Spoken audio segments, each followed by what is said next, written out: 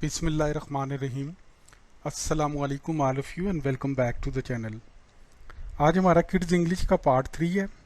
If you guys keep on speaking these sentences with your kids on daily basis, इंशाल्लाह very soon you are gonna see a good change in the speaking of your kids.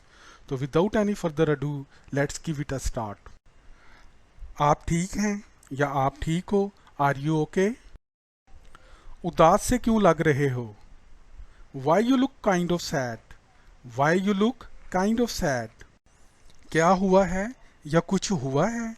Something happened? नहीं तो कुछ भी नहीं। No, not at all. No, not at all. किसी ने कुछ कहा है आपको? somebody said something to you।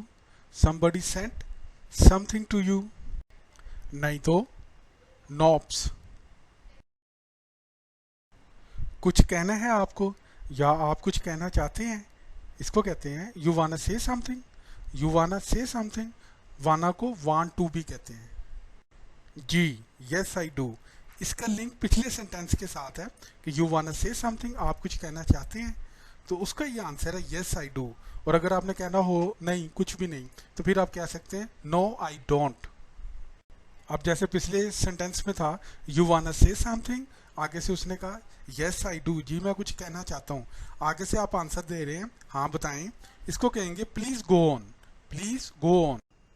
Thanks so much. Thank you so much for watching the video.